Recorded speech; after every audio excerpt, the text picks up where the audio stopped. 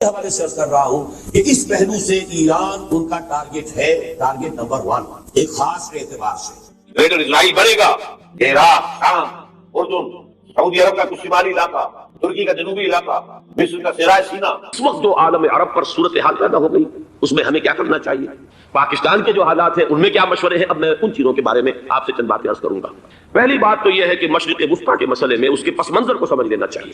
ہمارے بہت سے احباب جو ہیں وہ فوری طور پر وقتی صورتوں کو، جیسے کہ حالات و واقعات ہوتے ہیں، صرف انہی کے اعتبار سے رائے قائم کرتے ہیں۔ چیزوں کا پس منظر جو ہے نگاہوں کے سامنے رہنا چاہیے۔ اس صدی کا ایک مختصر سا نقشہ ذہن میں رکھیے۔ یہ 20ویں صدی کے آغاز کے وقت، جسے ہم پورا کہتے ہیں مڈل ایسٹ، بلکہ صرف مڈل ایسٹ نہیں، پورا شمالی افریقہ سلطنت عثمانیہ کا حصہ تھا، خلافت عثمانیہ۔ لیبیا، الجزائر، مصر، پورا حجاز، یمن، پورا عراق، شام، اور یہ شام ہی کے حصے ہیں در حقیقت، اردن اور لبنان، یہ سب یہ شام عرب، عراق عرب، یہ پورا علاقہ خلافت عثمانیہ یہ اس کا حصہ تھا۔ پہلی جنگ عظیم میں انگریزوں نے عربوں کو بغاوت پر آمادہ کیا، غداری پر آمادہ کیا۔ انہوں نے خلافت عثمانیہ کے خلاف بغاوت کی، بیج بوئے ان کے دلوں کے اندر نفرت کی، ابھارا انہیں تم ترکوں کے غلام کیوں ہو، تمہیں خود حاکم ہونا چاہیے، تم کھڑے ہو جاؤ، ہم مدد کریں گے، تم بغاوت کرو، تم ان ترکوں کے خلاف ہماری مدد کرو، ہم تمہیں آزاد کر دیں گے، تم اپنے پاؤں پر خود کھڑے ہو جانا۔ یہ بہت ہی ہمارے لیے دردناک المیہ ہے اس پہلی جنگ عظیم کا۔ کرنل لارنس جیسا شخص، برطانوی استعمار، اور اس کے نتیجے میں عربوں نے بغاوت کی۔ اور اس قدر دردناک بات آپ کو بتا رہا ہوں، میں پہلی مرتبہ جب سن 62 میں حج کے لیے گیا مدینہ منورہ میں، ابھی وہ ریل کے انجن کھڑے ہوئے تھے۔ یہ ترکی کے زمانے میں، سلطنت عثمانیہ کے زمانے میں بغداد سے مدینے تک ریلوے لائن تھی۔ یہ پورا ایک عالم، سلطنت عثمانیہ، صرف سلطنت نہیں، خلافت عثمانیہ، پوری ٹرینیں جو ہے ترکوں کی اڑائی گئی، ہزاروں ترکوں کو شہید کیا گیا، یہاں تک کہ صحن حرم میں شہید کیے گئے سینکڑوں ترک۔ یہ جرم تھوڑے نہیں ہے، معمولی نہیں۔ آج جس کی سزا مل رہی ہے، معلوم ہونا چاہیے کہ وہ جرائم کون کون سے تھے۔ اب بھی جو لوگ گئے ہیں انہوں نے دیکھا ہوگا ترکی کا قلعہ موجود ہے اوپر پہاڑی کے اوپر، حرم کا جو سب سے بڑا دروازہ ہے باب ملک عبدالعزیز، اس کے سامنے ایک لائبریری ہوتی تھی، اب تو غالباً وہ بھی گرا دی گئی ہے۔ اس کے پیچھے پہاڑی پر ترکوں کا قلعہ ہے پرانا، اس پر توپیں موجود تھیں۔ جب بغاوت ہوئی ہے، جو حرم میں آئے ہوئے تھے ترک فوجی، ظاہر بات ہے نہتے وہ تو نماز پڑھنے آئے ہوئے تھے، ان کو وہاں ذبح کیا گیا ہے، اور ترکوں نے اپنی توپیں استعمال نہیں کی کہ کہیں بیت اللہ کو کوئی نہ پہنچ جائے۔ بہرحال یہ غداری ہوئی ہے پہلی جنگ عظیم کے دوران، اور نہ صرف ترکوں پہ، عربوں نے کی ہے۔ جیسا کہ میں نے کہا تھا، 2 ہیں سب سے بڑے مجرم روئے ارضی کے اوپر امت مسلمہ کے طبقات۔ ہمارا پنجابی سپاہی بھی جا کر انگریزوں کی مدد کر کے ایلن بی کو قبضہ جو لے کر دیا بغداد کا، اس میں ہمارے مسلمان پنجابی سپاہی بھی شامل تھے۔ یہ خون چکاں باب ہے ہماری تاریخ کا اس صدی کا۔ لیکن اس کے بعد سلطنت عثمانیہ کے ٹکڑے ہو گئے، چیچڑے ہو گئے۔ ایک انگریز نے لکھا ہے یہ جملہ، زہر میں بجھا ہوا جملہ، کہ تاریخ میں یہ بات ثبت ہو جائے گی کہ ایک انگریز نے اس سلطنت کے ٹکڑے کر دیے کہ جو عمر فاروق نے قائم کی تھی رضی اللہ تعالیٰ عنہ۔ یہ پورا عالم، یہ تمام علاقہ کس نے پتہ کیا گیا؟ یہ بات ہاتھ بدل گئے تھے، پھر ترک آ گئے، خلافت عثمانیوں کے پاس چلی گئی، لیکن یہ سلطنت تو حضرت عمر رضی اللہ تعالیٰ عنہ کے زمانے سے چلی آ رہی تھی۔ اس کو ایک انگریز کرنل نے، اور اس نے بغاوت میں آمادہ کر کے عربوں کو اور ترکوں کے پیٹھ میں چھرا ڈھپوا کر ان کے ذریعے سے اور ٹکڑے کر دیے۔ لیکن جب جنگ ختم ہوئی، اب انہوں نے کہا کہ اب ہمیں آزادی دیجیے، تو اب انہیں معلوم ہوا کہ غداروں کو دنیا میں کیا ملتا ہے۔ ٹکڑے کر دیے گئے۔ یہ حصہ عراق یہ انگریز کے پاس رہے گا، شام کا یہ علاقہ یہ فرانسیسیوں کے پاس رہے گا، مصر پر انگریزوں کا تسلط رہے گا، لیبیا اطالویوں کے پاس رہے گا۔ لے دے کر یہ جو علاقہ تھا حجاز، کیونکہ وہاں کچھ تھا ہی نہ، بوادٍ غیر ذی زرع، یہ عربوں کے پاس چھوڑ دیا گیا۔ اس وقت جو بادشاہ ہیں شاہ حسین اردن کے، ان کے دادا سب سے بڑے غدار وہی تھے، لہذا ان کو اس علاقے کی بادشاہت سے دی گئی۔ اس کے بعد نجد سے تحریک اٹھی، وہ سعودی جو خاندان ہے وہ نجد سے اٹھا۔ نجد میں اس وقت کچھ بھی نہیں تھا، وہ تو صرف ریت کے تودے تھے اور کچھ بھی نہیں، لہذا ادھر کسی استعماری قوت کو دیکھنے کی ضرورت ہی نہیں تھی۔ وہ تو بعد میں تیل برآمد ہوا اور اس کی حیثیت ہو گئی، اور یہ امارات کا علاقہ جو ہے اس کی دنیا میں اب گویا کہ یوں سمجھیے کہ جو سب سے زیادہ اہم علاقے ہو سکتے ہیں روئے ارضی کے نقشے پر، ان میں سے ایک وہ ہو گیا۔ لیکن یہ اس وقت کی بات میں کر رہا ہوں، کوئی حیثیت نہیں تھی، لہذا اس کو چھوڑ دیا۔ یہ ہے تاریخی پس منظر، یہ لکیریں جو کھینچی گئی ہیں۔ یہ ایک ملت اسلامیہ کو جو قومیتوں میں تقسیم کیا گیا، پھر نعرے لگوائے گئے، المصر والمصریین، الشام والشامیین۔ اب شامی ایک علیحدہ قوم ہو چکے ہیں، مصری ایک علیحدہ قوم ہو چکے ہیں، عراقی ایک علیحدہ قوم ہو چکے ہیں۔ یہ ساری تقسیمیں استعمار کی پیدا کردہ ہیں، اس کا کوئی تعلق اسلام کے ساتھ نہیں۔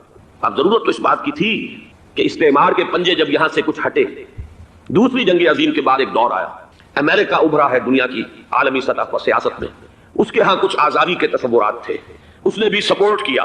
برطانیہ کمزور ہو چکا تھا، وہ اتنے بڑے علاقے کو ہولڈ نہیں کر سکتا تھا۔ ہندوستان بھی آزاد ہوا، پھر یہ کہ اور دوسرے علاقوں سے بھی اس کو پسپائی اختیار کرنی پڑی۔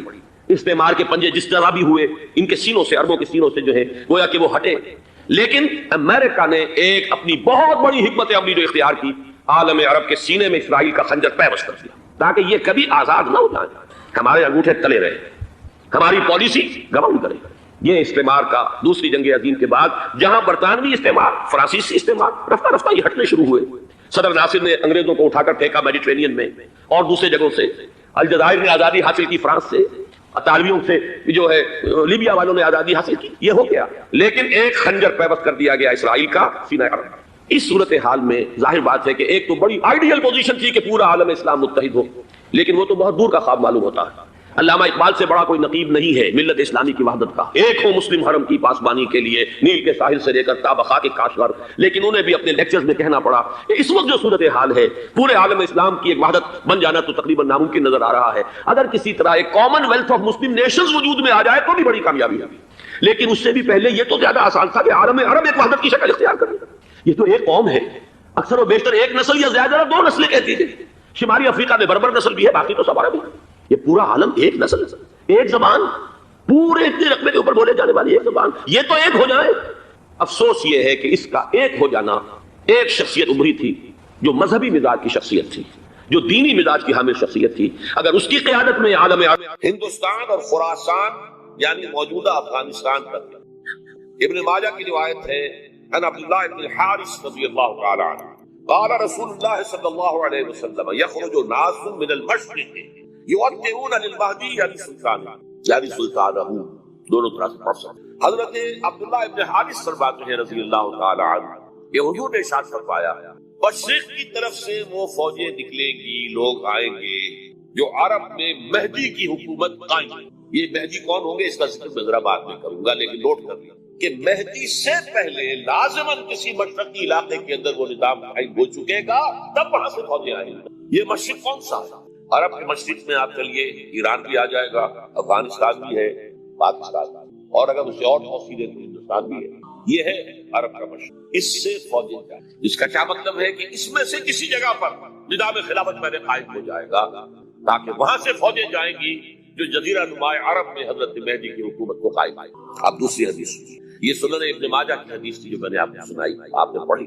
دوسری عن ابی ہریرہ رضی اللہ تعالی عنہ، یہ ترمذی شریف کی روایت ہے، قال قال رسول اللہ صلی اللہ علیہ وسلم یخرج من خراسان رایات سود لا يردها شیء حتی تنصب بإیلیا۔ خراسان کے علاقے سے سیاہ جھنڈے لے کر فوجیں آئیں گی، ان کا رخ کوئی موڑ نہیں سکے، ان کو پیچھے پھیر نہیں سکے گی کوئی بھی، یہاں تک کہ وہ یروشلم میں جا کر جھنڈے نصب کر دیں۔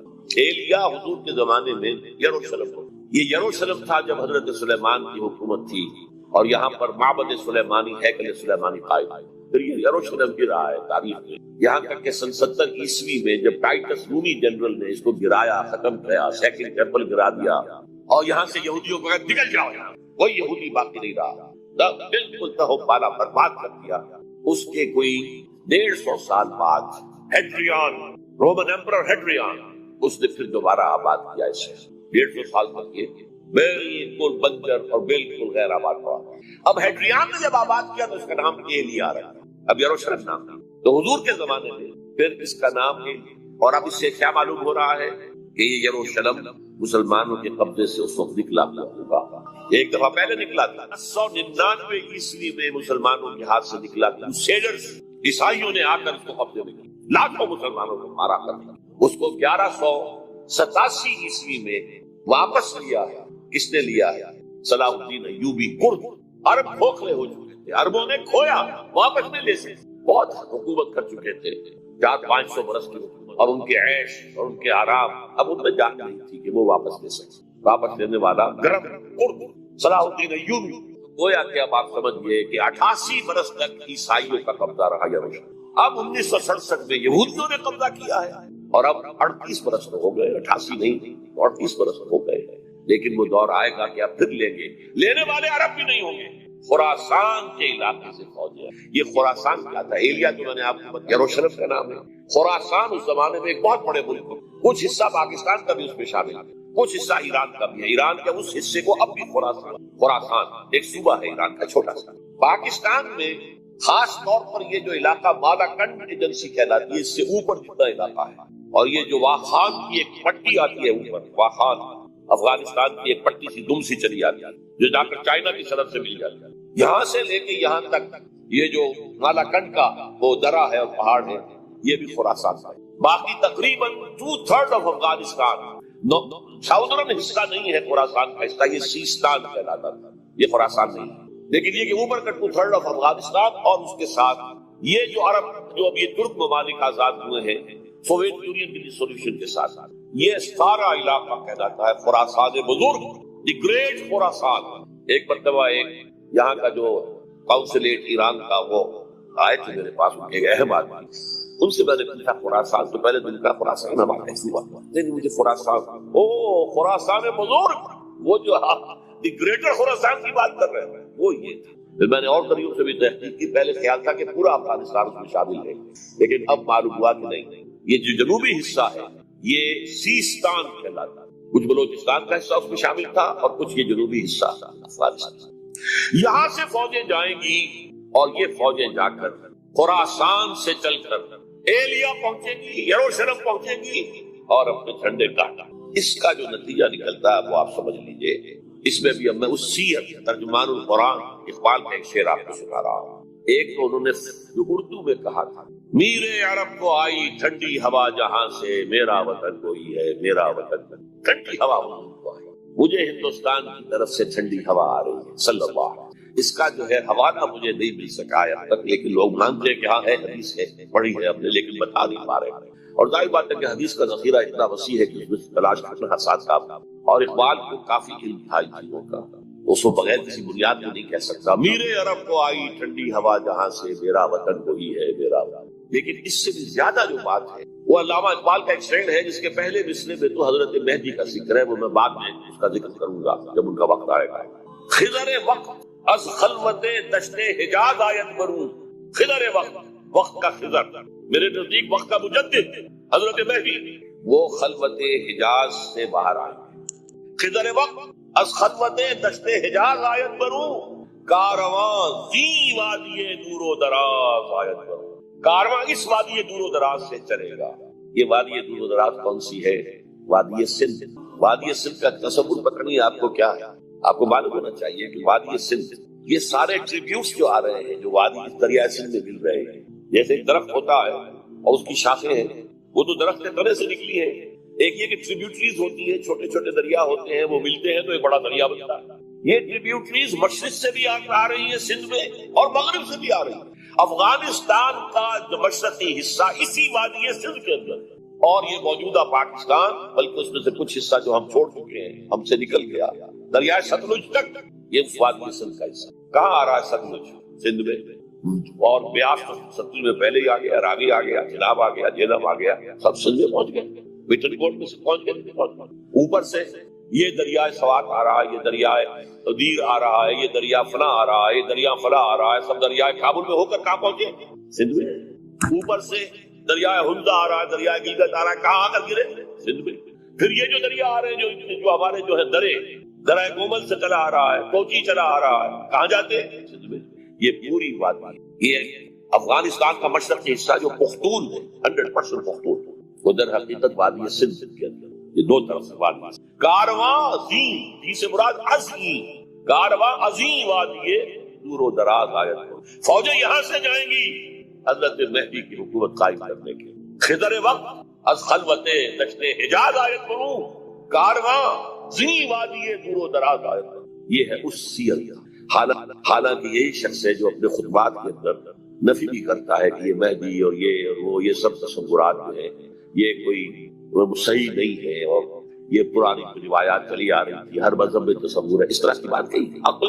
جب عقل سے بات کرتا تھا اس میں ٹھوکریں کھاتا تھا، جب دل سے اس کے یہ سیلاب کے معنی چشمہ ابھرتا تھا دل سے اس کی شاعری، اس میں ہوتے تھے وہ حقائق جو ابد، اس پر جو اشفاق صاحب ہوتے تھے ہمارے ہاں، اشفاق احمد ادیب، ڈرامہ نگار تلقین شاہ، انہوں نے بڑی پیاری بات کہی تھی، اگر ان کا مذاق اڑایا تھا روزنامہ نوائے وقت میں، بات بڑی پیاری تھی۔ اقبال ایک دن کا اقبال تھا، ایک رات کا اقبال تھا۔ دن کا اقبال فلسفی تھا، وہ اپنی عقل سے غور و فکر کرتا تھا، اس کا حاصل جو ہے وہ لیکچرز، خطبات، ان میں بہت سی باتوں پر علماء کو شدید اعتراض تھا۔ ایک رات کا اقبال تھا، اسے الہام ہوتا تھا، سیلاب آتا تھا شاعر، اور وہ اقبال جو ہے اصل ہے. اور اس کو کہا اقبال نے خود. ڈاکٹر یوئنگ ہوتے تھے جو پرنسپل تھے ایف سی کالج کے, ان کے نام سے یوئنگ ہال اب بھی موجود ہے نیلا گنبد چوک میں. ایک ہاسٹل بنایا تھا انہوں نے, یوئنگ ہال. ایک دعوت میں سب جمع تھے, ڈاکٹر یوئنگ بھی تھے, علامہ بھی تھے. یوئنگ نے بڑا تیکھا بات کیا کہ ڈاکٹر اقبال, ہم نے سنا ہے کہ آپ جیسا آدمی بھی وربل ریولیشن کا قائل ہے. پہلے مسئلہ سمجھ لیجیے ورنہ واقعہ سمجھ نہیں آیا تھا. ایک ہے وربل, وہی باللفظ, قرآن کے بارے میں ہمارا عقیدہ یہ الفاظ اللہ کے. ایک ہوتا ہے وہی, لیکن اس وہی میں لفظ جو ہے وہی کا نہیں ہوتا, بلکہ وہ انسپریشن کہلاتی ہے. کوئی بات آپ کے ذہن میں ڈال دی گئی, آپ نے اپنے الفاظ میں اس کو ادا کیا. تو یہ سمجھتے ہیں کہ وہی جو ہے یہ ہمیشہ وہی باللفظ وربل نہیں ہوتی. یہ عیسائیوں کا عقیدہ ہے. اور وہ عقیدہ کیوں بنایا ہے؟ اب ایک بات سے بات نکل رہی ہے, انجیلیں 100 سے زیادہ تھی, اب بھی کم سے کم 4 کو کینونیکل کہتے ہیں. تو ان چاروں میں اختلاف ہے, تو کون سی انجیل ہے؟ میں جب پڑھتا تھا میڈیکل کالج میں تو میں نے بٹگمری میں ایک بہت بڑا انفارمیشن ہے, تو وہاں پادری صاحب سے مسٹر وائٹ جا کے میں نے کہا کہ which one of these is Bible. اب جواب آپ سنیے, ذہانت کا شاہکار ہے. None of them is Bible. Bible is in them. ان میں سے کوئی بائبل نہیں ہے, بائبل ان کے اندر ہے.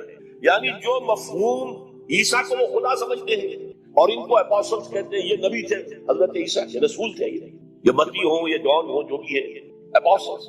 تو جو حضرت عیسیٰ نے ان سے کہا وہی کی, انہوں نے اپنے الفاظ میں اس کو ادا کیا ہے, لہذا ادا ہو جائے گا معاملہ, جیسا کہ احادیث کے اندر. تو اقبال سے کہا کہ اقبال, ڈاکٹر اقبال, میں نے سنا کہ آپ بھی وربل ریولیشن کے قائل ہیں. کہ بالکل, اور مجھے تو ذاتی تجربہ ہے, مجھ پر جو شعر اترتا ہے وہ الفاظ میں ڈھلا ہوا ہوتا ہے, میں تبدیلی کرنا چاہوں تو نہیں کر سکتا. چپ ہو گیا یہ, اب آگے کیا بولے گا یہ. تو بہرحال اقبال کا یہ شعر جو ہے رات کے اقبال کا شعر ہے, یہ اس اقبال کا جس کو الہام ہوتا تھا. خضر وقت از خلوت دشت حجاز آیت کرو, کارواں زی وادی دور و دراز آیت.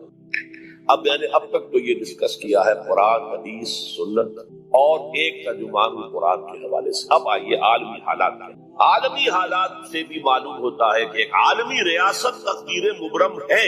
زمانہ تیزی کے ساتھ ادھر جا رہا ہے, جبکہ پوری دنیا کی ایک ریاست ہے, بلکہ بہت پہلے سے اس کا تقاضا پیدا ہو چکا ہے. دنیا اتنی چھوٹی ہو گئی ہے, آج آپ اسے کہتے ہیں گلوبل ولیج. یہ تو گاؤں کے مانند ہے, کوئی فاصلہ نہیں رہا. امریکہ میں تاج پوشی ہو رہی ہے, بش صاحب کا منظر ہم بیٹھے دیکھ رہے ہیں, سارا کا سارا 12,000 میل دور بیٹھے ہوئے دیکھ رہے ہیں. دنیا کیا ہے؟ یہ تو ایک گاؤں ہے, ایک شہر ہے.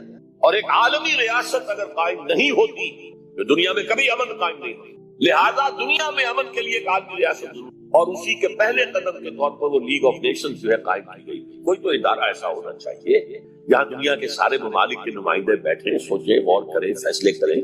اگرچہ وہ جو بے ایمانیاں دلوں میں تھی, جو بدنیتیں دلوں میں تھی, انہوں نے ناکام کر دیا, لہذا وہ مر گئی, ختم ہو گئی.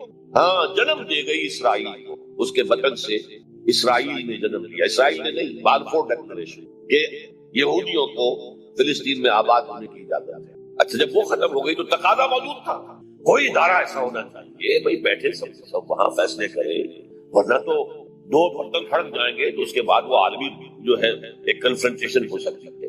تب یہ پھر دوبارہ یونائٹڈ نیشنز آرگنائزیشن بنی, اور اب وہ بھی دم توڑ رہی ہے بیچاری, کئی روز سے دم توڑ رہی ہے, اس لیے کہ عراق وار کے ضمن میں ایک پیسہ بھر بھی وقت نہیں دی بش نے یو این او کی حمایت یا مخالفت. کیا رہ گیا اس کا؟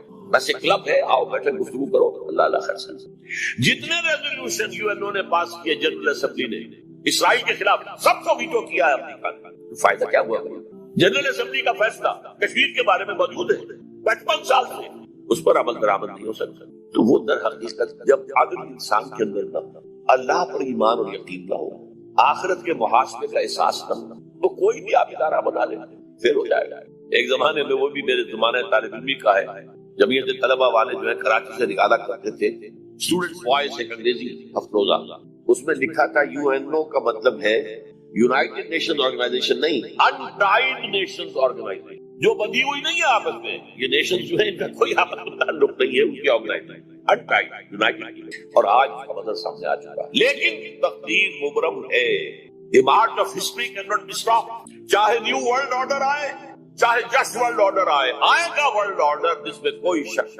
گلوبلائزیشن ہو رہی ہے, ٹرپس کا معاہدہ ہو رہا ہے, یہ سارا جو ہے کدھر ہم سفر کر رہے ہیں, کدھر جا رہے ہیں؟ Towards a world state. اس عالمی ریاست کے قائم ہونے میں کمپیٹیٹرز کون کون ہیں، کون اپنا نظام قائم کرنا چاہتے ہیں؟ اس کے لیے اقبال کے 2 شعر ہیں۔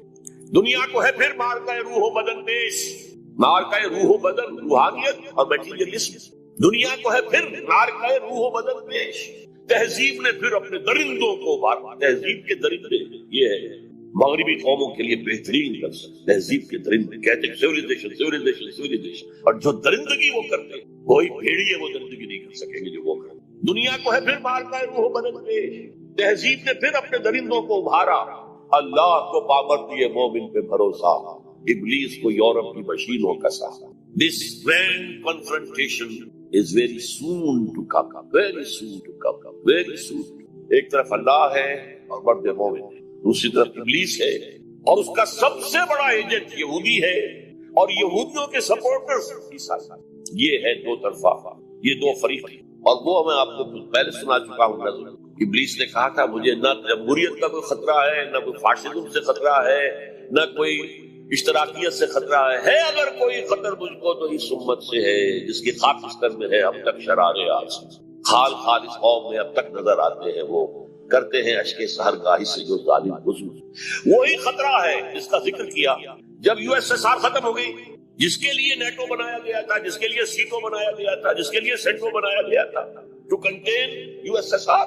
اب جب USSR ختم ہو گیا وہ تو سربت سجود ہو گیا مغرب کے سامنے، ہاتھ پھیلا کر بھیک مانگنے کی پوزیشن میں آ گیا۔ اس وقت اثر نو نیٹو کو آرگنائز کر رہے ہیں، ایکسٹینڈ کر رہے ہیں۔ کسی نے پوچھا چیف آف دی نیٹو سے کہ یہ اب آپ کس بات پر؟ ہمیں مسلم فنڈامنٹلزم سے خطرہ ہے، وہ جو ابلیس نے کہا وہی کہ مستقبل کی ان پیشین گوئیوں کو سامنے رکھ کر اپنے ڈوبتے ہوئے جو دل ہیں انہیں ذرا سہارا دیجئے، ٹوٹتی ہوئی ہمتیں جو ہیں ان کے اندر اثر نو، ایک عزم، ایک استقلال، ایک ہمت جو ہے پیدا کیجئے، اپنی کمر کو کسیے، محنت کیجئے۔ اس ایلیا کے بارے میں حضور نے خبر دی، اس حدیث سے معلوم ہوا کہ یہ مسلمانوں کے ہاتھوں سے نکل چکا ہوگا، لیکن ان کو لینے والے خراسان سے چل کر آئیں گے، کوئی مشرق کوئی اور ملک کے لوگ نہیں لے سکیں گے۔ نوٹ کیجئے ذرا حدیث کو۔ یہ ایلیا تاریخی اعتبار سے مسلمانوں کے ہاتھ سے 2 دفعہ نکلا ہے، پہلے عربوں کے ہاتھ سے نکلا لیکن عرب واپس نہیں لے سکے۔ کس نے واپس لیا؟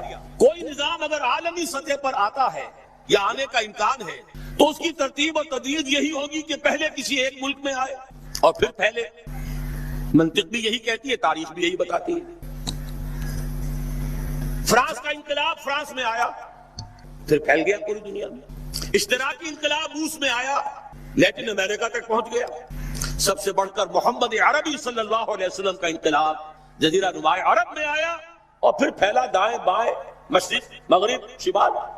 منطقی طور پر بھی یہی ممکن ہے، اور اس کو اگر کانورس لے لیجئے، اس کا ضد لے لیجئے، اگر پوری دنیا میں بیک وقت اس کا قیام ممکن ہوتا تو حضور کے ہاتھ ہو جاتا۔ افضل البشر ہے کہ نہیں؟ سید الانبیاء اور رسول ہے کہ نہیں؟ سید الاولین والآخرین ہے کہ نہیں؟ خاتم النبیین ہے کہ نہیں؟ اگر یہ ہو سکتا ہوتا تو حضور کے ہاتھ ہو جاتا۔ وہاں بھی یہی ہوا، 23 برس کی محنت شاقہ سے جزیرہ نماء عرب میں وہ نظام قائم ہو گیا۔ اب دائیں بھی پھیلا، عراق سے ہوتے ہوئے ایران اور ایران سے ہوتے ہوئے ماوراء النہر اور وہاں سے ہوتے ہوئے ہندوستان آیا، مغرب میں نکلا شام سے ہوتے ہوئے اور پھر مصر اور مصر سے لیبیا اور لیبیا سے الجزائر، چلتے جائیے، شمال میں کوکیشیا ماؤنٹینز۔ یہی تدریج ہو سکتی ہے نا، اب بھی یہی ہوگی۔ لیکن سوال یہ ہے کہ کیا کوئی انڈیکیشن ہے، کوئی اشارات ہیں، کوئی صراحت ہے کہ یہ کہاں سے ہوگا؟ مسلمانوں کا ذہن تو فوراً جائے گا کہ مکہ مکرمہ ہی سے ہونا چاہیے، مدینہ منورہ سے ہونا چاہیے، جزیرہ نماء عرب سے ہونا چاہیے۔ لیکن 2 اعتبارات سے بات بالکل مختلف ہے، بلکہ میں تو شاید آج تیسری بات کا اضافہ کر کے بتاؤں، 3 اعتبارات سے بالکل مختلف ہے۔ پہلی بات ہے پچھلے 400 برس کی تاریخ، ختم نبوت کے بعد اہم ترین دینی منصب مجددین کا ہے۔ ان اللہ یبعث فی هذه الامت علی راس کل 100 عام من یجدد لها دینها۔ اللہ تعالیٰ اس امت میں ہر صدی کے سرے پر ایسے لوگوں کو اٹھاتا رہے گا جو اس کے دین کو تازہ کر۔ سنن ابی داؤد کی روایت ہے، مجددین کا سارا تصور۔ اب نوٹ کیجئے کہ 1000 برس تک سارے مجددین عالم عرب میں آئے۔ عمر بن عبدالعزیز سے شروع ہو جائیے، عمر بن عبدالعزیز ہے، اور پھر امام ابو حنیفہ ہے، امام شافعی ہے، امام مالک ہے، امام احمد ابن حنبل ہے، غزالی ہے، ابن تیمیہ ہے، شیخ عبد القادر جیلانی، گنتے جائیے سب کے سب کہاں. اور جیسے ہی 1000 برس ختم ہوئے، الف ثانی شروع ہوا، دوسرا 1000 سال امت کی تاریخ کا. مرکز ثقل جو ہے اس امت کا ہندوستان کو منتقل کر دیا گیا. اسپرچول سینٹر آف گریویٹی، روحانی اور علمی مرکز ثقل ہندوستان میں منتقل. 11ویں صدی کے مجدد اعظم شیخ احمد سرہندی رحمۃ اللہ علیہ، پوری دنیا میں ان کے سطح کا کوئی انسان آپ کو 11ویں صدی میں نظر نہیں آئے گا. اور ان کا سلسلہ مجددیہ نقشبندیہ پورے ٹرکش بیلٹ کے اندر پھیلا ہوا. اسی سال ایک بہت بڑی کانفرنس ہوئی ہے لاس اینجلس میں، سلسلہ مجددیہ نقشبندیہ کی ایک بہت بڑی کانفرنس ہوئی ہے، میں خود بھی اس میں شریک ہوا ہوں. اگرچہ وہاں بہت سی غلط چیزیں بھی شامل ہیں، لیکن اندازہ کیجئے یہ سلسلہ پورے ٹرکش بیلٹ میں، امام شامل تھے تو انہی میں سے تھے. یہ پوری ٹرکش بیلٹ ہے، افغانستان سے شروع ہو جائیے. صبغت اللہ مجددی، یہ کون سے کس کے نام سے ہے؟ یہ 12ویں صدی ہجری کے مجدد اعظم شاہ ولی اللہ دہلوی رحمۃ اللہ علیہ. اس دور میں صرف ایک شخص اور نظر آتا ہے دنیا میں ان کا ہم عاصر، اور وہ شیخ محمد ابن عبد الوہاب ہیں. لیکن اگر ایک ترازو میں رکھ کر دونوں کو تولے تو کوئی تقابل نہیں دونوں کے اندر. جامع معقول و منقول، جامع ظاہر و باطن، چاروں ڈائمنشنز کے حوالے سے جامع ترین شخصیت شاہ ولی اللہ دہلوی کی ہے رحمۃ اللہ. 13ویں صدی ہجری میں جہاد بہت سے ہوئے ہیں. سنوسی نے بھی جہاد کیا ہے، مہدی سوڈانی نے بھی کیا ہے، لیکن سب سے عظیم جہاد سید احمد بریلوی اور شاہ اسماعیل شہید رحمہ اللہ، وہ کہاں ہوا؟ ہندوستان. 14ویں صدی میں یوں تو ہمارے ہاں بہت سے لوگوں نے اپنے اپنے مجدد جو ہے منتخب کر لیے ہیں. تھانوی حضرات کے نزدیک مولانا اشرف علی تھانوی رحمۃ اللہ علیہ نصر مجدد جامع المجددین ہے.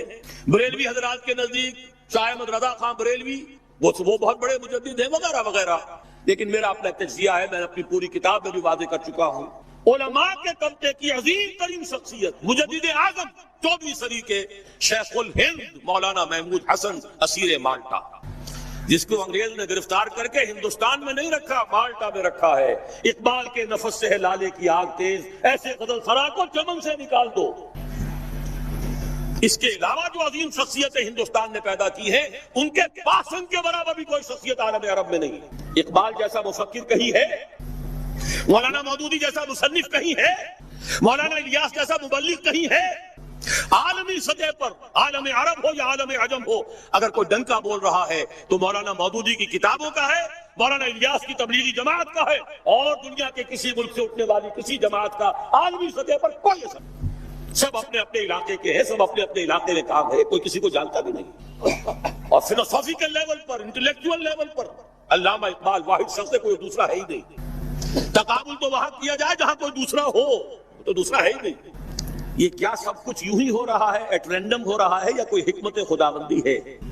یدبر الامر من السماء الى الارض، تدبیر خداوندی جو ہے، یدبر الامر من السماء الى الارض ثم يعرج اليه في يوم كان مقداره 1000 سنة مما تعدون. اللہ کی تدبیر تو ہزار برس کی ہوتی ہے. 400 برس کی تاریخ آپ کو میں نے بتا دی، دینی اعتبار سے. اس میں اضافہ کیجئے، وہ جو کولونیل رول تھا اس سے آزادی تمام مسلمان ملکوں میں چلی، تحریک چلی ہے، لیکن اسلام کا نعرہ صرف تحریک پاکستان کے لیے لگا. عربوں نے عرب نیشنلزم کا حوالہ لیا ہے، سہارا لیا ہے. خلافت ختم ہو رہی تھی، احتجاجی تحریک صرف ہندوستان میں چلی. باقی پوری دنیا کے مسلمانوں نے یہ بھی محسوس نہیں کیا، جیسے کہ حضور نے فرمایا ہے کہ ایک منافق کو بھی گناہ کرنے سے کچھ احساس تو ہوتا ہے، اتنا ہی ہوتا ہے جیسے ناک پر مکھی بیٹھی تھی اسے اڑا دیا. اس سے زیادہ احساس خلافت کے خاتمے کا پوری دنیا میں کہیں نہیں. اور یہاں مشرق سے مغرب، شمال سے جنوب، بونی اماں محمد علی کی جان بیٹا خلافت پہ دے دو. ہندوؤں کو شریک ہونا پڑا خلافت کی تحریک. قرارداد مقاصد پاس ہو گئی، 10 کروڑ انسانوں کی نمائندہ اسمبلی کہہ رہی ہے we wash our hands off the claim of sovereignty. ہم حاکمیت کے دعوے سے دستبردار ہوتے ہیں. سروری دیوا فقط اس ذات بے ہمتا کو ہے، حکمراں ہے ایک وہی، باقی بتانے آزم. اس سے اگلا معجزہ، تمام فرقوں کے 31 سربراہ مردہ علماء نے دستور کے 22 نکات دے دیے متفق علیہ. اس کے بعد قافلہ بھٹک گیا. میں اس طرف جانا نہیں چاہتا، اس وقت صرف آپ کو مثبت چیزیں بتا رہا ہوں. بھٹک کر ہم نے اپنی منزل دور کر لی ہے. واپس آ جائیں گے تو انشاءاللہ یہ پچھلے سنگھائے میل یہ ہمارے حوصلوں کو بڑھانے کے لیے ان کی یاد تازہ کرنا. تازہ خواہی داشتن گرداغ ہائے سینہ را، گاہے گاہے باس کھائیں داستان پاری نہ رہا. اس کو نوٹ کیجئے، اس لیے یاد دلا رہا ہوں. کے ساتھ ہی کتنا بڑا علاقہ جو ہے اس زمین کا وہ اللہ تعالیٰ نے اس امت کے قدموں تلے رکھا ہے. اگر آپ نے نقشہ دیکھا ہو دنیا کا تو آپ کو معلوم ہونا چاہیے کہ شمال میں جو بہت بڑا یہ نظر آتا ہے سائبیریا اور روس کا علاقہ، یہ سب غیر آباد ہے. اس طرح شمالی امریکہ میں بھی کینیڈا سے اوپر بڑے بڑے آپ کو بر اعظم سے نظر آئیں گے، سب غیر آباد ہے. جو آباد علاقہ ہے دنیا کا اور جو زرخیز علاقہ ہے دنیا کا، اس کا کتنا بڑا حصہ ہے کہ جو امت محمد صلی اللہ علیہ وسلم کے قدموں تلے. انڈونیشیا ملائیشیا سے چلے آئیے، اس کے بعد مسلسل چاہے کہیں مسلمان اقلیت میں تھوڑے بہت ہیں، لیکن پھر بنگلہ دیش آتا ہے، بڑی عظیم اکثریت کا ملک ہے. پھر بھارت میں اگرچہ اقلیت میں ہے لیکن 20 کروڑ مسلمان بھارت میں اس وقت ہے. پھر جو پاکستان سے شروع ہوا سلسلہ، افغانستان، ایران، چلتے جائیے ادھر ترکستان، چینی ترکستان، روسی ترکستان، پھر آگے چلیے عالم عرب، افریقہ کا پورا شمالی علاقہ، افریقہ کا تقریباً سارا وسطی علاقہ. یہ سب کیا ہے؟ کتنا بڑا رقبہ ہے. اور ہر طرح کی نعمت اللہ نے دی ہے. اس میں نباتات بھی ہیں، اس میں معدنیات بھی ہیں، اور سب سے بڑھ کر آج کی دنیا میں جو اہم ترین شے ہے کہ پیٹرول جو ہے، تیل جو ہے، اس کے سب سے بڑے ذخائر وہ ہیں کہ جو مسلمانوں کے قدمے تلے ہیں. اتنی تعداد میں ہونے کے باوجود، اتنے وسائل کے پر بظاہر قابض ہونے کے باوجود، سوال یہ ہے کہ کیا آج دنیا میں امت مسلمہ کو عزت حاصل ہے یا یہ ذلیل ہے؟ اسے غلبہ حاصل ہے یا مغلوب ہے؟ اسے کوئی دنیا میں وقار حاصل ہے یا یہ بالکل بے وقار ہو کر رہ گئی؟ یہ بات ہے جو ہمارے سمجھنے کی ہے آج کیوں ذلیل کہ کل تک نہ تھی پسند، گستاخی فرشتہ ہماری جناب میں. اس وقت صورت یہ ہو چکی ہے، آپ کو معلوم ہے کہ ہر جگہ پر پسماندگی کا نشان مسلمان ہیں. ہمارے سارے وسائل پر دوسروں کا قبضہ ہے. ایک ہی شے رہ گئی تھی تیل، خلیج کا تیل، اس پر بھی آ کر امریکہ کی فوجیں ان کے سر پر بیٹھ گئی ہیں. سارا کا سارا تیل اب ان کے قبضے میں. ادھر خلیج کے دہانے کے دونوں طرف وہ اپنے مورچے بنا رہے ہیں تاکہ یہاں کسی کا داخلہ نہ ہو سکے. بڑے بڑے جتنے لوگ ہمارے ان سب کی دولت ان کے پاس ہے. کہنے کو تو سلطان اور برونائی دنیا کا امیر ترین آدمی ہے، لیکن دولت ہے کہاں اس کی؟ انویسٹڈ تو وہی ہے، اسی کے بینکوں میں ہے، انہی کی کمپنیوں میں ہے. کسی کے پاس کچھ نہیں ہے. سعودی عرب کے کوئی ڈالر ہے تو کہاں ہے؟ جیسے شہنشاہ ایران کا جو اثاثہ تھا، سرمایہ تھا، جو سارا کا سارا انہوں نے جو ہے وہ فریز کر لیا. تو یہ دولت تو ساری وہی ہے. کہنے کو ہے کہ آپ کے اکاؤنٹ میں اتنا روپیہ ہے، لیکن سوال یہ کہ وہ اکاؤنٹ فی الواقع کس کے قبضے میں؟ پھر آپ کو معلوم ہے کس طریقے سے مسلمانوں کے ساتھ سلوک ہو رہا ہے. ہر جگہ پر جہاں چاہیں، جس طرح چاہیں انہیں ستا لیں. اور ان میں بھی سب سے بڑھ کر جو بات میں آپ سے کہوں گا، آج دنیا میں جتنے بڑے پیمانے پر محمد عربی صلی اللہ علیہ وسلم کی توہین و تذلیل ہوئی ہے، پوری انسانی تاریخ میں نہیں ہوئی. رشدی نے کتاب لکھی، بدترین حملے کیے. کیا رنگیلا رسول کتاب تھی جو لکھی تھی کسی ہندو نے، جس کو کہ ایک مسلمان نے پھر خنجر بھونپ کر اور ہلاک کر دیا تھا. وہ تو کچھ بھی نہیں تھی.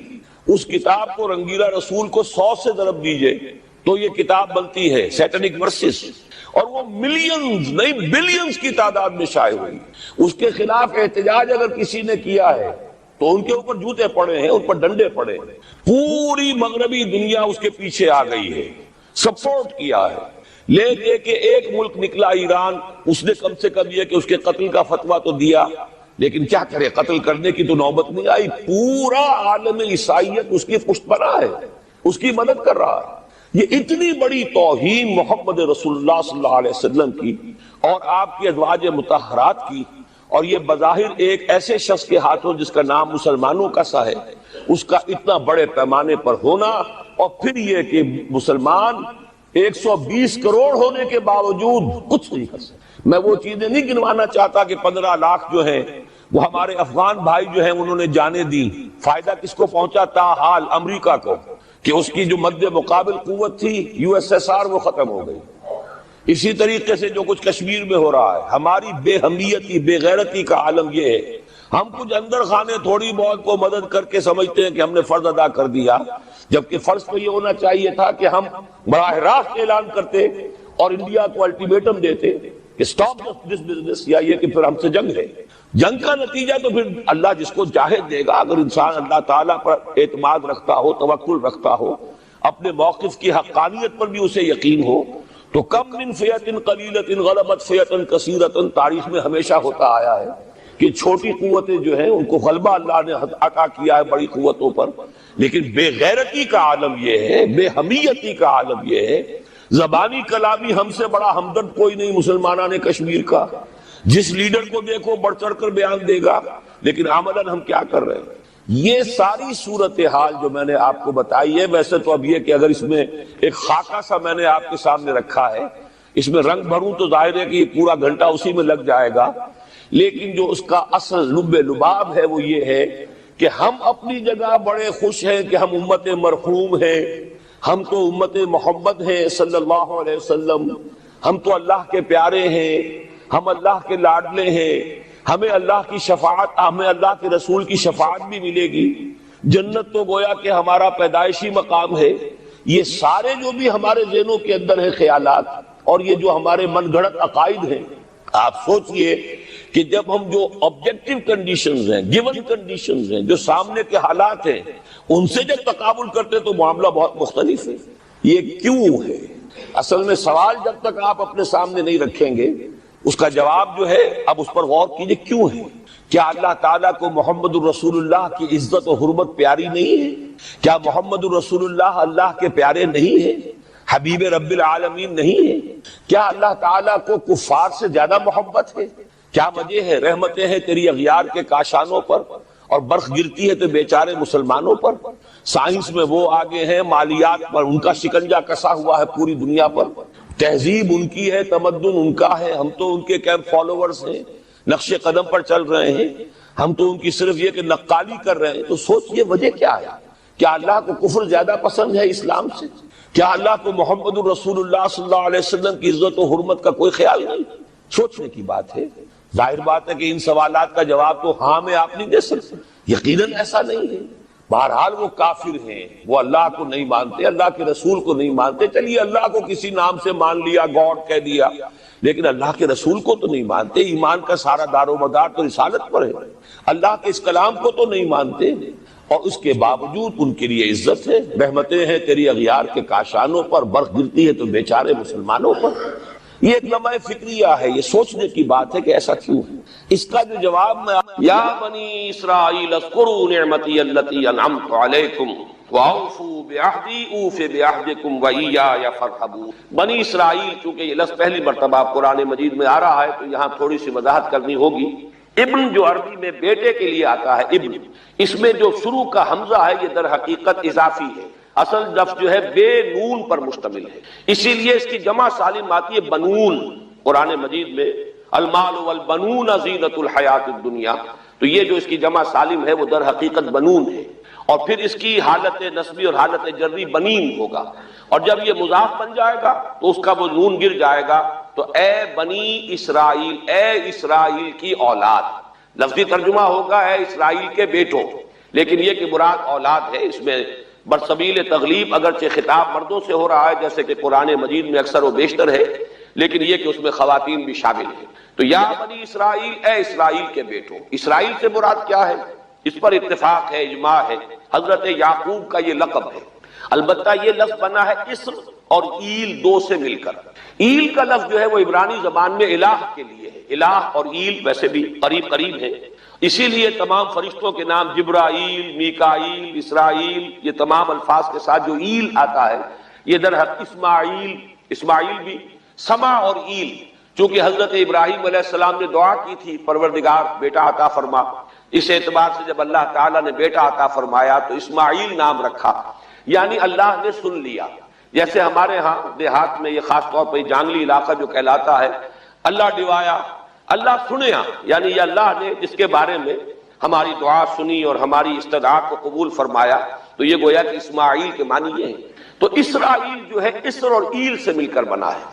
عبرانی اور عربی زبان کے بارے میں یہ اختلاف ہے. ایک رائے تو یہ ہے کہ ماں بیٹی کا رشتہ ہے، عربی زبان عبرانی سے نکلی ہوئی، لیکن زیادہ اکثر محققین کی رائے یہ ہے کہ یہ دونوں بہنیں ہیں. کوئی اور کامن زبان تھی، سیمیٹک لینگویج ابتدائی، جس سے کہ یہ دونوں زبانیں پھر وجود میں آئی ہیں. گویا کہ ان کے درمیان رشتہ جو ہے وہ بہنے ہونے کا ہے، ماں اور بیٹی کا نہیں ہے، لیکن ظاہر بات ہے کہ مشابہت اور ان کے اندر جو ہے قرب جو ہے اور مناسبت وہ بہت نمایاں ہے. اسر کے دو ترجمے کیے ہیں.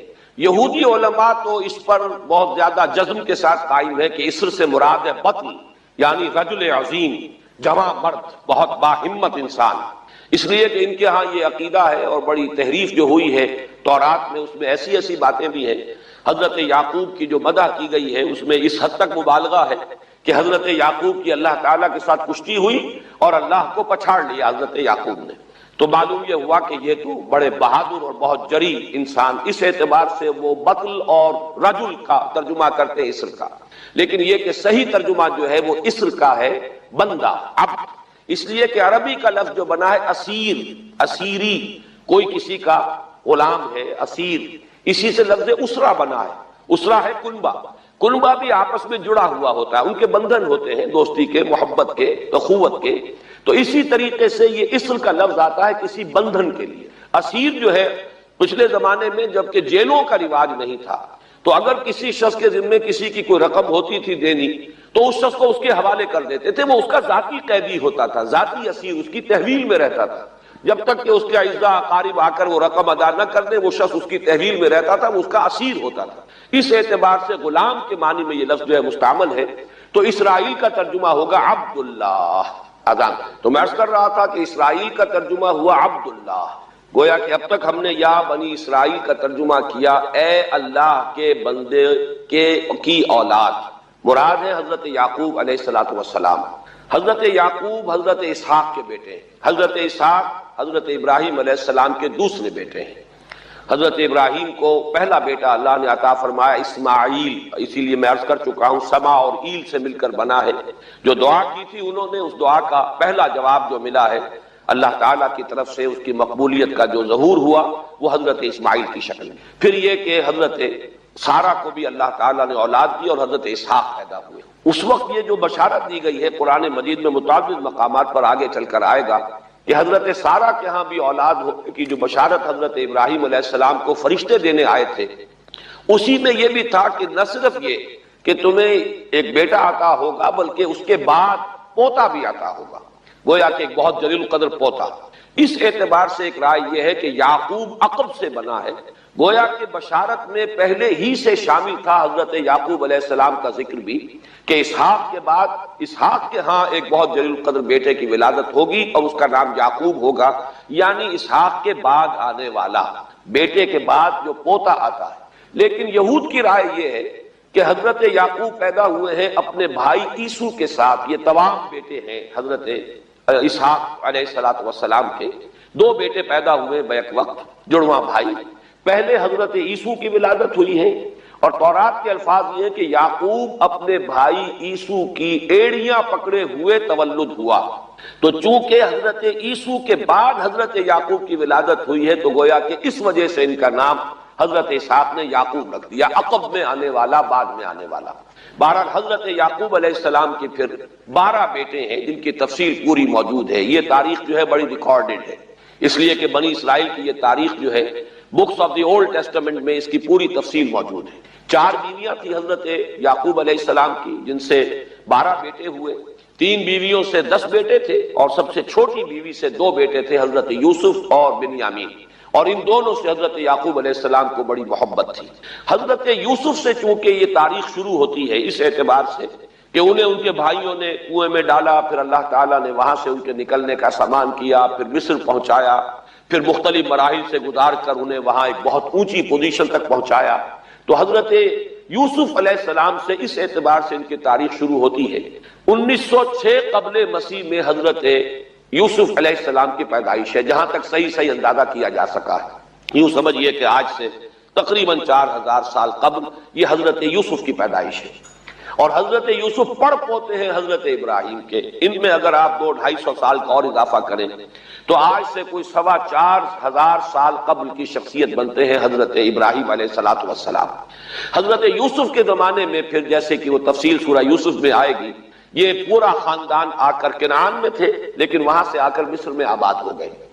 مصر میں ان کا بڑا اعزاز ہوا، اکرام ہوا.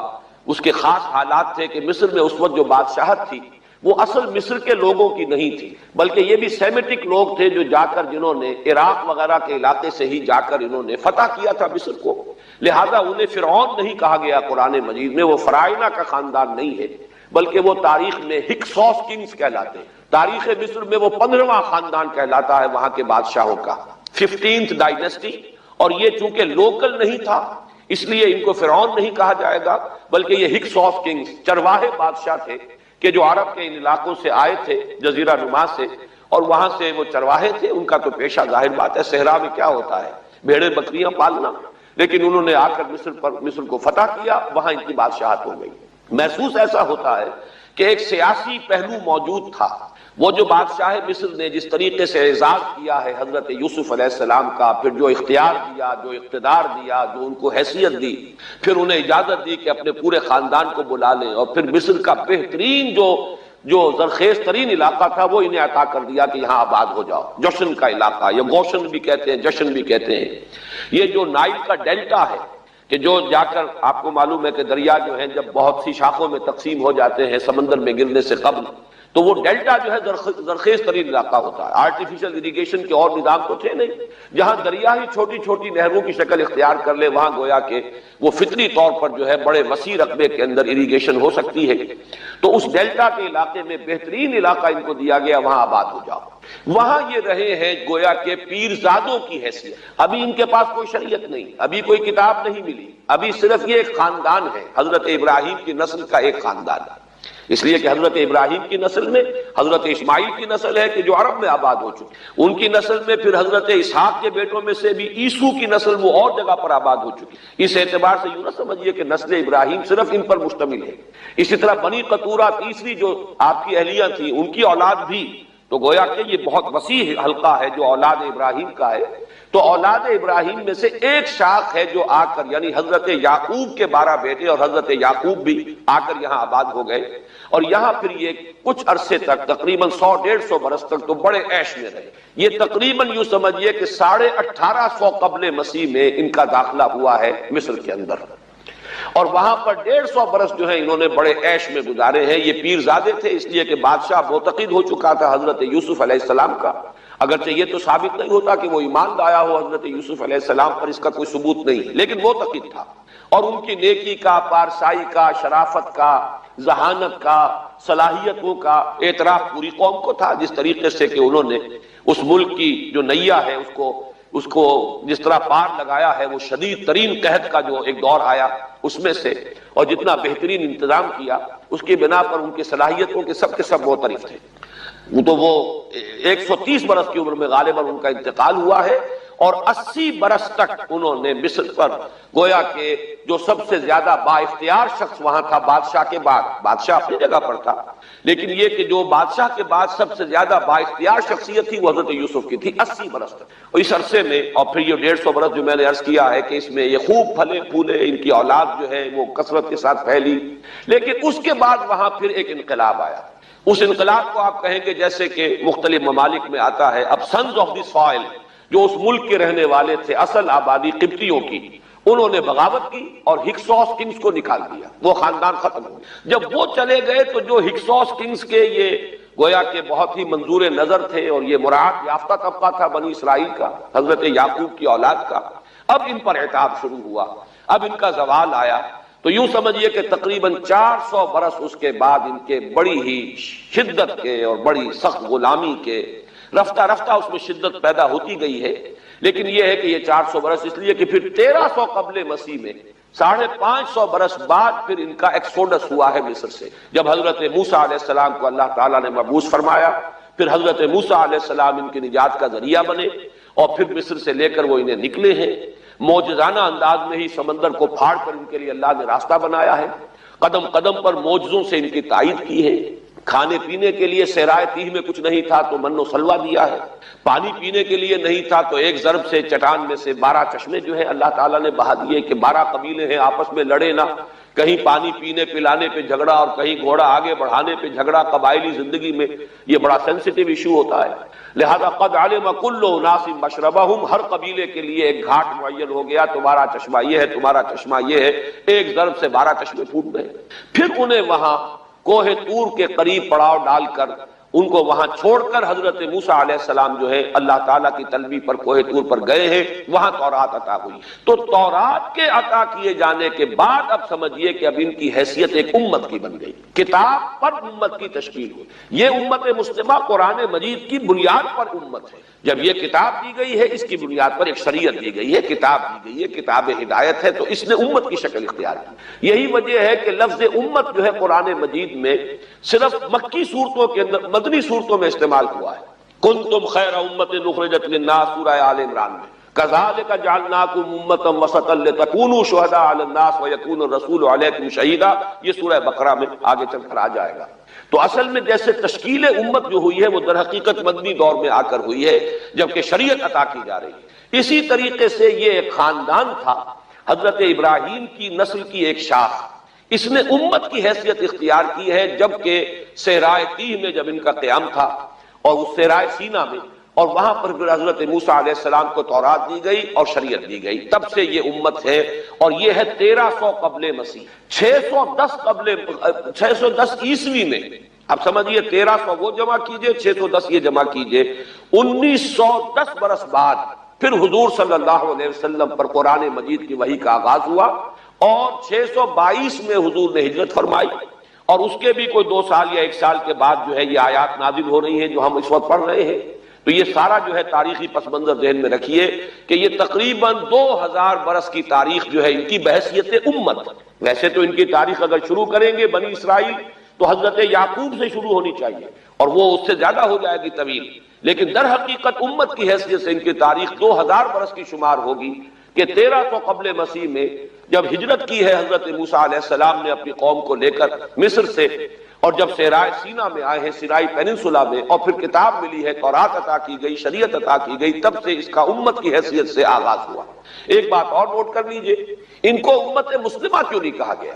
اس کے لیے اس کا ایک سبب ہے. در حقیقت امت مسلمہ کا لفظ یا خیر امت یا امت کا لفظ جو ہے اس موجودہ امت کے لیے اس لیے استعمال کیا گیا ہے کہ یہ امت کسی ایک نسل پر مشتمل نہیں ہے. یہ امیین اس کے نیوکلیس ہے، لیکن یہ کہ ہر نسل کے لوگ اس میں آ کر شامل ہوئے ہیں، ہر قوم جو ہے اس میں آ گئی ہے، اس لیے اس کا نام جو ہے وہ صفاتی ہے، امت مسلمہ. لیکن چونکہ یہ سابقہ امت مسلمہ ایک ہی نسل پر مشتمل ہے، حضور صلی اللہ علیہ وسلم سے پہلے کسی نبی اور کسی رسول کی بعثت اس کی قوم سے باہر نہیں ہوئی، کسی ایک خاص قوم کی طرف بعثت ہوئی ہے، کسی خاص علاقے کی طرف بعثت ہوئی ہے.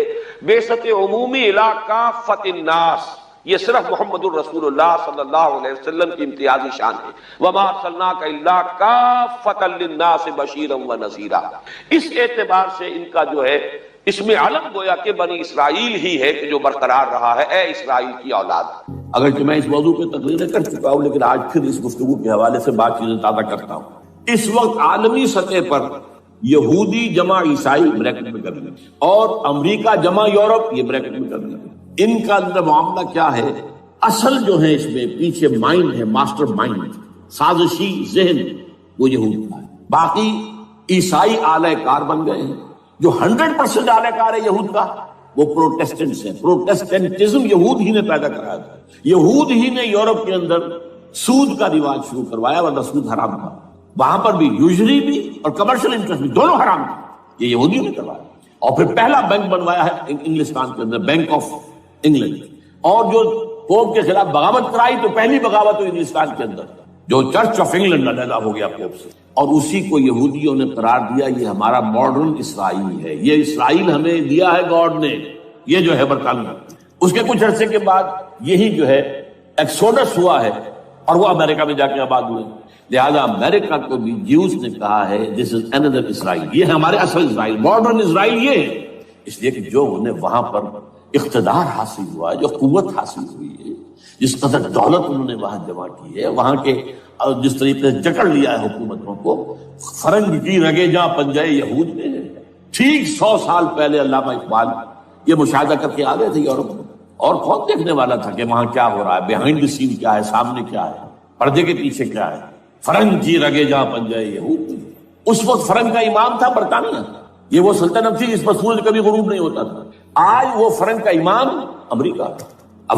یہ برطانیہ تو اب وہ جو ایک نظم ہے کہ بچپن میں پڑھی تھی، London bridge is going down going down going down, اس کی مثال ہے. برطانیہ کی کوئی حیثیت ہی نہیں، ورلڈ پاور کی حیثیت نہیں ہے. وہ تو چھوٹا بھائی اس نے بنا رکھا امریکہ نے اپنا، تو اس حیثیت سے جو ہے اس کی کوئی حیثیت ہے، ورنہ کوئی اور حیثیت نہیں. بہرحال ان دونوں میں یہ ہے کہ پیچھے ماسٹر مائنڈ، سازشی ذہن، پلاننگ، اسکیم ساری یہودی. اعلی کار امریکہ سب سے بڑھ کر، اس کے بعد برطانیہ. اور اس میں اصل پروٹیسٹنٹس، ان میں بیپٹسٹ، ان میں اس سے بھی آگے بڑھ کر ایونجلسٹ، جن کو کہتے ہیں بورن اگین کرسچنس، جن کو کہتے ہیں نیو کنزرویٹو کرسچنس. یہ تمام اصطلاحات آپ اخبارات میں پڑھتے ہوں گے، ان کو گروپ کرنا. یہ اصل اعلی کار. ان کو ایک نیا نام دیا گیا ہے کرسچین زائنسٹ. ایک یہودی زائنسٹ ہیں، سارے یہودی زائنسٹ نہیں ہیں، بہت سے یہودی ہیں جو یہ زائنسٹ کے مخالف ہیں. چنانچہ میری ہیوسٹن میں ملاقات ہوئی تھی ڈاکٹر وشو براڈ، بہت بڑا پروفیسر ایمیریٹس یہودی. لیکن یہ کہ اس نے کہا، بڑے اجتماع میں کہا، ہمارا اجلاس تھا وہاں پر، ہم نے یہ جو ہے بلایا تھا ایک یہودی، ایک عیسائی اور ایک مسلمان، تینوں جو ہیں وہ تقریریں کریں. نے کہا تھا کہ وی آر ناٹ سپورٹنگ اسرائیل. اس نے وہ عیسائی جو آیا ہوا تھا پروفیسر، اس نے کہا they are supporting Israel, we are not supporting Israel. اسی طرح میری جو ہوئی تھی round table conference, round table, اس میں ایک یہودی پروفیسر تھے، وہ ہسٹری کے پروفیسر، میں نام بھول رہا ہوں ان کا. انہوں نے کہا آئی ایم اینٹی زائنسٹ، میں زائنسٹ کے خلاف ہوں. تو زائنسٹ جو ہے اصل میں ایک سیکولر یہودیوں کی تحریک ہے، اور اس کے سب سے بڑے سپورٹرز کرسچین زائنسٹ وہ امریکہ میں بیٹھے ہیں. تو یہ ہے صورتحال. یہ جان لیجئے کیتھولکس جو ہیں یہ اتنے پرو یہودی نہیں ہیں. اب رفتہ رفتہ وہ بھی اس کے اندر آ کر شامل ہو گئے. یورپ جو ہے زیادہ Catholics, Roman Catholics. Roman Catholics کا یہ بھی آپ نے جملہ پڑھ سنا ہوگا کہ یہ جو ترکی جو ہے ہمارا ملک، یہ جو کوشش کرتا رہتا ہے گھسنے کی یورپین یونین کے اندر. تو ایک دفعہ جان شراک نے کہا تھا، بڑا پیارا جملہ تھا، Why doesn't Turkey understand that we are a Christian club؟ یہ ہماری جو یونین ہے یورپین، یہ تو کرسچین کلب ہے، وہ مسلمان ہے. وہ کس وجہ سے آنا چاہتا ہے بندہ؟ کیوں تو خود داخل ہونا چاہتا ہے؟ Why doesn't Turkey understand that we are a Christian club؟ لیکن یہ ہے رومن کیتھولکس، اور ان کا میں بعد میں آپ کو بتاؤں گا. یہی آپ کو معلوم ہے کہ یورپ نے عام طور پر اسرائیل کا اتنا ساتھ نہیں دیا جتنا امریکہ دیتا رہا ہے، اور کسی درجے میں ان کے دلوں میں سافٹ کارنر جو ہے عرب فلسطینیوں کے لیے بھی رہا ہے. یہ معاملہ ایران کے بارے میں بھی رہا ہے. جس قدر اسٹرانگ ایکشن امریکہ لینا چاہتا ہے، یہ جو ہے اس کے ساتھ نہیں ہے. تو یہ دونوں کا فرق ہے، وہ میں اس کا ایک بنیاد بعد میں بتا دوں گا آپ کو. بہرحال ان کا ایک جو ایجنڈا ہے وہ دو، سمجھیے کہ دو اس کے نکات ہیں، دو رسیوں کے مانند یہ آپس میں بٹا ہوا ہے. پہلا، عالم اسلام کے مادی اور مالیاتی وسائل، خصوصاً تیل پر قبضہ. یہ ان کا دنیاوی اعتبار سے، دولت کے اعتبار سے، وسائل کے اعتبار سے اس وقت کا ایجنڈا ہے. ویسے تو اس سے اوپر وہ چاہتے ہیں پوری دنیا پر، وہ تو بعد کی بات ہے. لیکن ابھی نہ وہ روس کو چھیڑ رہے ہیں نہ چین کو چھیڑ رہے ہیں. چین تو ان کا سب سے بڑا جو ہے بزنس پارٹنر ہے، سب سے بڑا، اور چین کو رفتہ رفتہ وہ اپنی لائن پر لا رہے ہیں. اب تو صرف یہ کہ وہ ایک پارٹی گورنمنٹ وہاں رہ گئی ہے جو کہ کمیونزم کے دور کی یادگار ہے، باقی ان کی جو اکانومی ہے وہ تو آ چکی ہے اسی رخ کے اوپر جو یورپ کی ہے، مغرب کی ہے. نمبر دو ایجنڈا کیا ہے؟ دنیا میں کہیں بھی اسلام کے بحیثیت ایک نظام زندگی ظاہر ہونے کا کوئی موقع نہیں دینا. We have to nip the evil in the bud at any cost. یہ ان کے ایجنڈے کا دوسرا بڑا ہے. یہ دو ہیں انٹرٹوائنڈ. جیسے آپ لڑیوں کو بٹ دے کر رسی بناتے ہیں، ایسے یہ دو لڑیے ہیں. اسلام کا پولیٹیکل سوشو اکنامک سسٹم کہیں نہ آ جائے، ہو نہ جائے آشکارا شر پیغمبر کہیں. یہ ابلیس نے کنکلوڈ کیا، وہ جو ابلیس کی مجلس شورا ہے، ہو نہ جائے آشکارا شر پیغمبر. کہیں ایسا نہ ہو کہ پیغمبر کی شریعت دنیا کے سامنے آ جائے، پیغمبر کا نظام آ جائے. الحذر، آئین پیغمبر سے 100 بار الحذر. حافظ ناموس زن، مرد آزما مرد آفری، یہ معاشرت کی نظام ہو گیا. موت کا پیغام ہر نوع غلامی کے لیے، نہ کوئی فخور و خاکہ نہ گدائے رہنسی، یہ سیاسی نظام آ گیا. اور کرتا ہے دولت کو ہر آلودگی سے پاک و صاف. منعموں کو مال و دولت کا بناتا ہے امین. تم دولت کے امین و مالک نہیں ہو. اور اس سے بڑھ کر اور کیا فکر و عمل کا انقلاب. بادشاہوں کی نہیں، اللہ کی ہے یہ زمین. ان الارض للہ. یہ نظام کہیں نہ آ جائے، یہ ہے جس میں کہ وہ خطرہ محسوس کر رہا تھا. اور اس کے بعد یہ کہتے ہیں یہ تو تھا عصر حاضر کے تقاضے، لیکن یہ کہ صورتحال کیا ہے، ہو نہ جائے آشکارا شرع پیغمبر کہیں ہے یہی. یہ معاملہ اس طرح رکھو کہ خود مومن ہے محروم یقین، یہ غنیمت ہے کہ خود مومن ہے محروم یقین.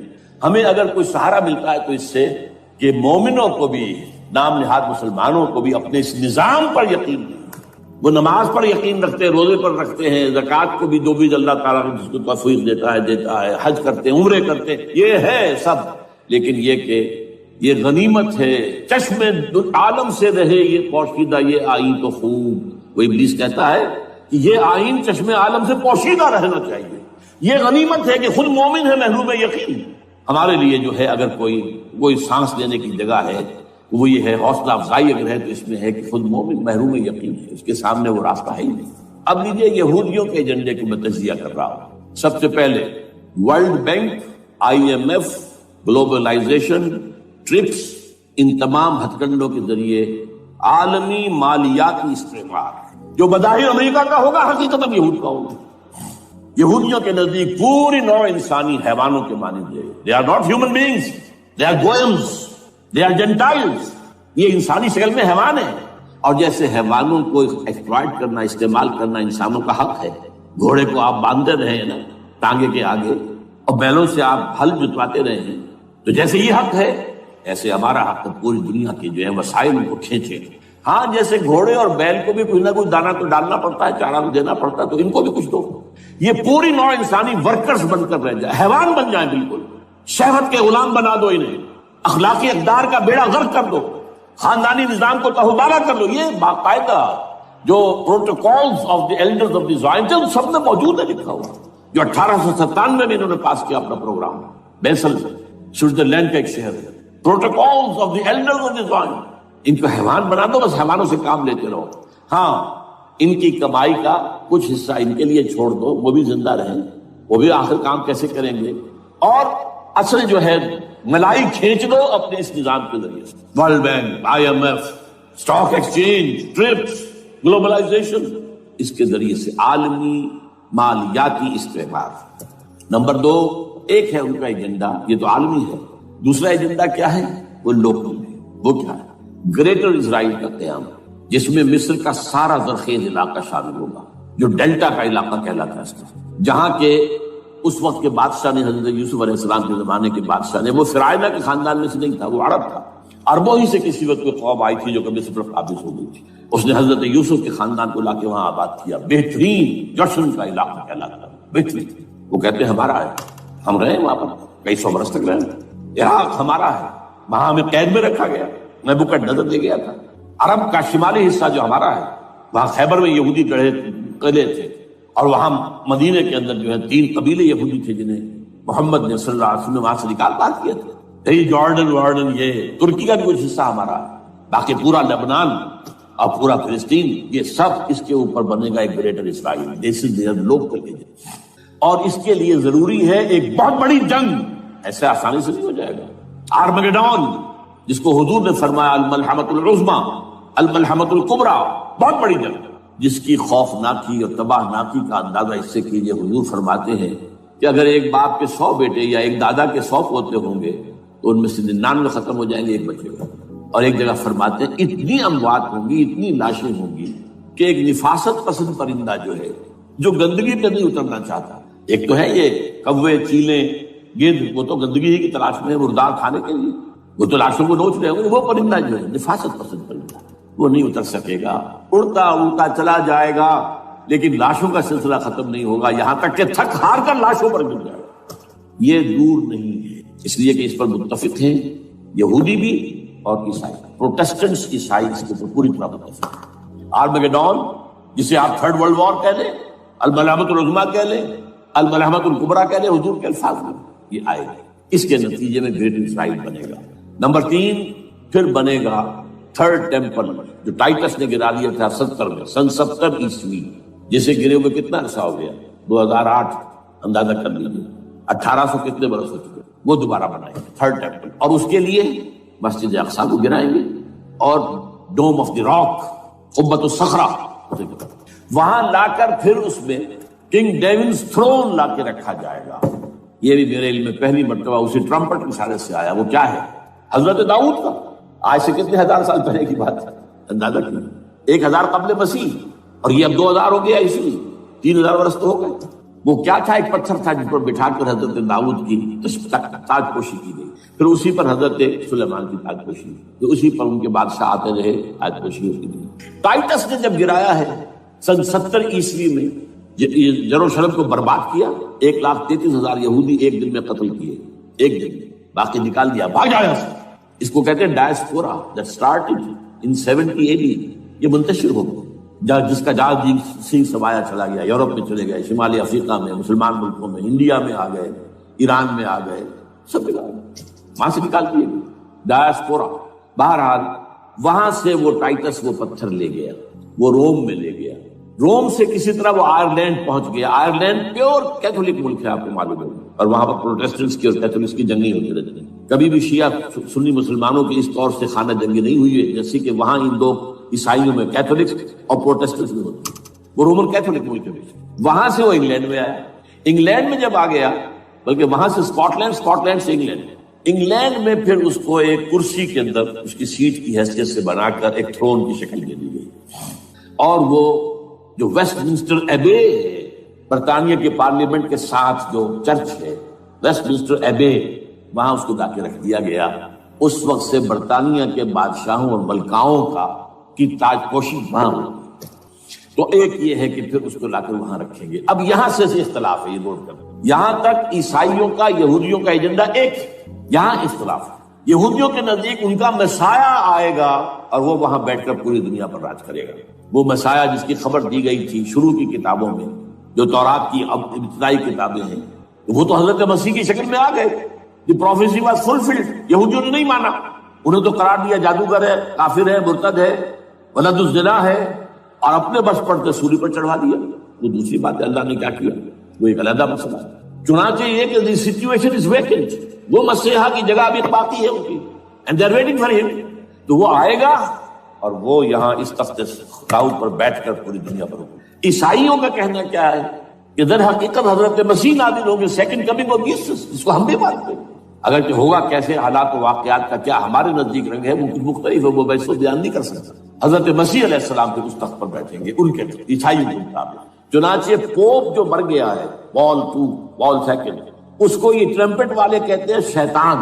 اور ان کا کہنا یہ ہے کہ اس شیطان نے the old ancient Roman holy Roman empire کو ریوائیو کیا ہے یونائٹڈ یورپ بنا کر.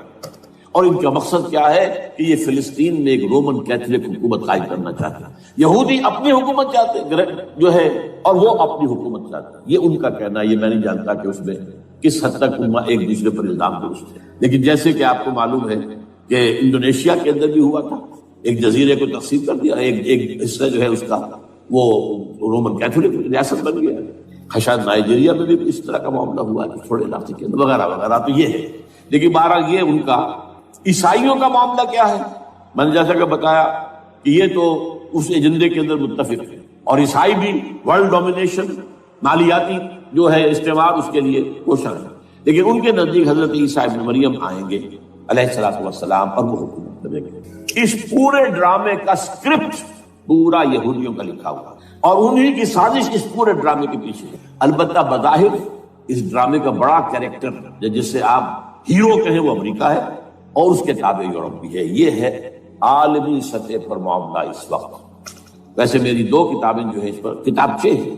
4 سال پہلے میں نے اسی مقام پر 2 تقریریں کی تھی. ایک موجودہ عالمی حالات اور اسلام کا مستقبل. وہ دوسرا حصہ جو میں اس وقت نہیں چھیڑ رہا، ہوگا کیا اصل میں، جس میں یہ ہے کہ کہیں اسلامی ریاست قائم ہو، خلافت کا نظام قائم ہوگا کہاں ہوگا یہ میں بات نہیں کر رہا. حضرت مہدی کا ظہور ہوگا، وہ آئیں گے عرب کے اندر. پھر یہ ہے کہ وہ جو گریٹر اسرائیل کے خلاف جہاد ہوگا، اور اللہ کرے گا کہ رفتہ رفتہ یہ ممالک جو ان سے لے لیے جائیں گے، یہاں تک کہ بالآخر ایک یہودی اعلان کر دے گا میں ہوں مسیح، جس کو کہ عیسائی بھی کہتے ہیں اینٹی کرائسٹ، اور یہ کہتے ہیں یہ بیپٹسٹ بھی کہ اینٹی کرائسٹ جو ہے وہ یہودی ہوگا. جبکہ کچھ عرصے پہلے بہت بڑا پروپیگنڈا ہوا تھا کہ اینٹی کرائسٹ جو ہے، دجال جو ہے، وہ تو مسلمان ہوگا. نہیں، لیکن وہ کہتے ہیں کہ ہوگا یہودی ہوگی. اور پھر اس یہودی کو قتل کریں گے حضرت مسیح، دی ریئل مسیح، اصل مسیح جو اٹھا لیے گئے درمیان میں وہ آئیں گے، اور ان کے ہاتھوں دجال بھی قتل ہوگا، اور پھر مسلمانوں کے ہاتھوں ایک ایک یہودی ختم ہوگا، پھر ایک عالمی اسلامی ریاست قائم ہوگی حضرت مسیح کے ہاتھوں، اور وہاں پر حضرت مسیح ایک حدیث میں آتا ہے 40 برس تک پوری دنیا پر حکومت کرے گا۔ بہرحال یہ دوسرا پکچر ہے جو ہمارے سامنے، میں اس وقت کی تفصیل میں نہیں جا رہا، جو ان کے سامنے پکچر ہے وہ میں نے آپ کو بیان کر دیا۔ اب اس میں تجزیہ کیجئے افغانستان پر حملے کا اصل سبب جو میں نے دو بتایا نا، دو لڑیاں ہیں ان کے ایجنڈے کی، ایک اسلام